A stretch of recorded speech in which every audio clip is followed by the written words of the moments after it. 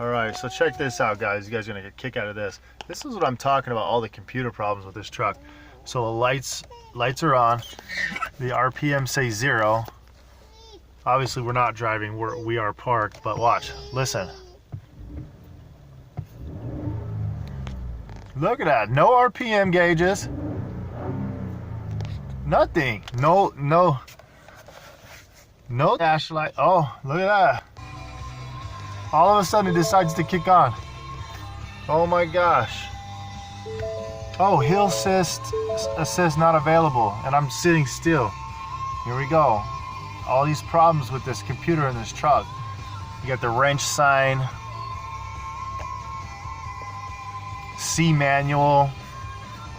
These are all the things that the dealership just continues to ignore. So we are in a buyback process with the Better Business Bureau. It has not been a pleasant experience, and just because your state has a lemon law doesn't mean that it protects you as a buyer. And I'll go over all those details in a very detailed, specific video, because going through the process, I have learned so much. Basically, all it allows you to do is unbind from your contract at an extreme cost. It's a major expense to you. That's all it allows you to do is unbind from your contract. I put $3,000 down on this truck. I've been making $750 a month payments for over a year and a half. It's been going on 2 years. And they keep it, all of it. Plus I have to give them $3,000. That's how expensive it is to get out of the contract. They're gonna make sure you pay one way or another. C manual, I wonder what that means. Just freaking crazy. I can't believe these people. The whole time I'm going through this process, they continue to try, instead of inspecting or fixing the truck properly, every time I bring it in there, they're like, well, did you do this to it? Did you do anything to it? I'm like, no, the truck's stock. Look at the truck. You freaking dummies. There's nothing done to it. Look at that. C manual? What's wrong with it? I'm telling you, from the beginning, I ultimately thought it was a transmission issue, because the transmission is acting funny and it gets all these, all these codes like you're seeing here. And it just led me to believe that it was potentially this electronic 10-speed transmission. So now the lights decide to turn on. But you saw that when I was revving the engine, that absolutely nothing was happening here on the dash or here on the dash. So that is, that's what I've been talking about. And it was just, I was so reluctant to have my phone in my hand as I started the vehicle, so I was able to just start filming real quick. So, all right, there's the update. But when I close out this Better Business Bureau lemon law contract, I will I'm gonna go into details about how that program works, what they charge you for. Basically, here's long story short. They start you pushing to declare that the vehicle is a lemon. What they start to do is charge you for wear and tear. Every single mile, it's roughly 50 cents a mile, okay? And that is mandated by your state. If your state has a lemon law program for just vehicles that are not right from the beginning, those are mandated state laws. You can't really change that stuff. You can negotiate if Ford is willing to buy your vehicle back via the in-house Ford buyback program, but if they refuse to do that, then you have to go through other alternatives, and we'll get into those. There's a couple of those. And the Better Business Bureau is the first one that I've opened, and it just I did start another program with another company, and it's a long story. So basically, they start to find all these ways, wear and tear, how old the vehicle is, everything, and the vehicle hasn't even been inspected yet. I literally owe them, I want to say $5 grand. I think when I go to take this back in, I think I had to pay $2,400 or $2,800. So I'm gonna have to pay them to return it, basically, at that point, which is just ridiculous. It's absurd. It's absolutely absurd. The lemon law does not help you at all. Like, yes, you can eventually, through a lengthy process, unbind from your contract, but that's all it allows you to do. And in the end, you're going to end up paying to get rid of that vehicle. And this vehicle actually has half of the miles that it should have. And Ford is pissed about that, because obviously they want to charge me like, you know, 10, 20 grand for the mileage. They literally want to see every little cent go towards them if you're going to declare the vehicle. So here's my experience. I've bought a lot of new vehicles. This is probably my fourth new vehicle, but it's the only vehicle that I've actually ever had a problem with. And I've bought a lot of Ford vehicles, Expeditions, Explorers.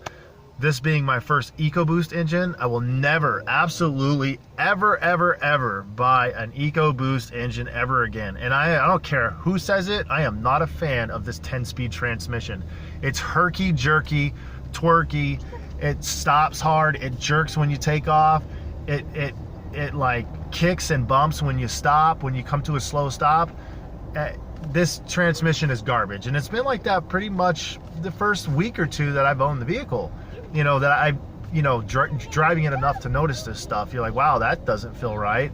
My 2004 and 2008 F-150s 4-speed transmissions, 4R70Ws felt better than this one. And this is supposed to be some high-tech, you know, POS. So long story short, sorry guys, I got the kids in the car.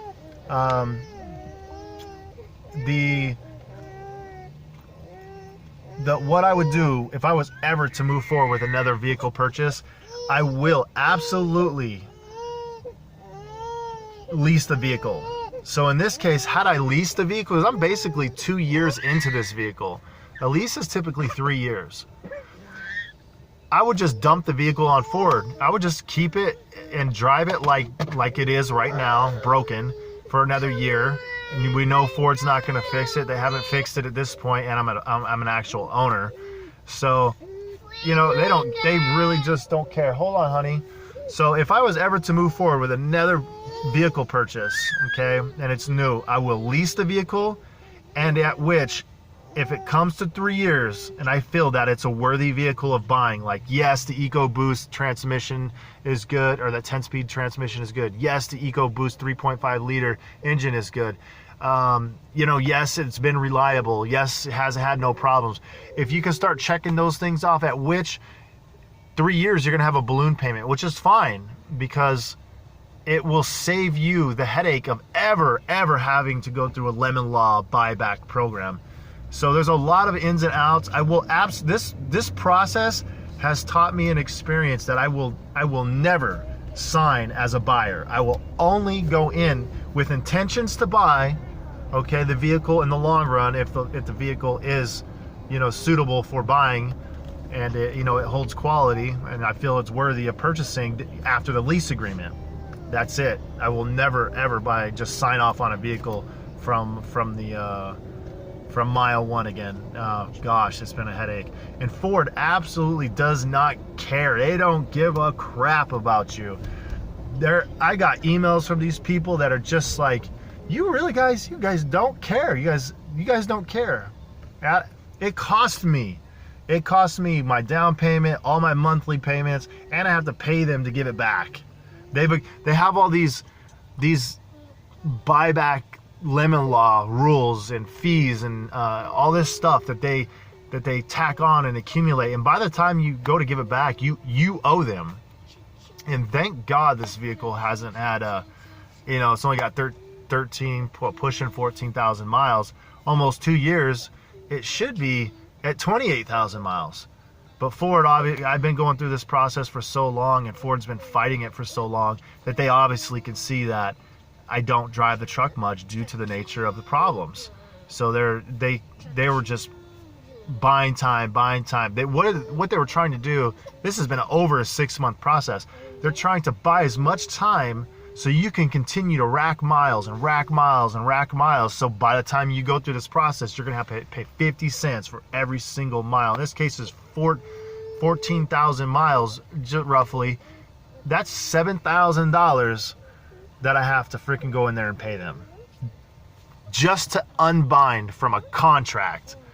Now, you could have went in there and just signed a lease. You could have paid half of your payment. You could be paying $400 a month as opposed to $700 a month. You know, I don't have that six-year plan. It did like a 4-year thing, and with 0% interest, and got good credit. But at the same time, I could go in there with just do a lease with intentions to buy in the long run if the vehicle is worthy of purchasing at the end of that 3-year lease. Now, Ford has me so bitter about this whole process because every time they email me, they want more money. They want more money. So we're about to get rid of this truck in a couple days, and I'm gonna film this as we're going in. They may not allow me to film inside. I'm assuming they probably will not allow me to film inside the facility, but I'll film going in, I'll film coming out, and I'll do a recap video of the process, because I know I'm actually getting a lot of feedback on this issue, and you guys can see that there's obviously an issue. Let me try and push the what do you call the mode? Oh, that's the wrong one. So let me try and push drive modes. Drive modes are available now, okay, but for C manual. What does that mean? Is this truck has so many issues. I want to say it's either the camshaft, because if I'm not mistaken, it's a variable valve timing camshaft, and because when I start it, this thing sounds like a racket. It sounds like bearings are loose and things are gonna fly apart. That's exactly what this engine sounds like when I start it. And then after about a good 5 minutes of warming up, it'll gradually like change, and that leads me to believe it's either the camshaft or the transmission, or possibly even both. I have no idea. So this is a regular, you know, sport edition, you know, 4-door, you know, with the console, and this whatever size screen this is. It looks like an 8-inch, you know. So all right guys, I don't want to keep you too long, but this thing has been a nightmare. Never ever again will I go in and just do a purchase. Only a lease with intent to buy in the long run. All right guys.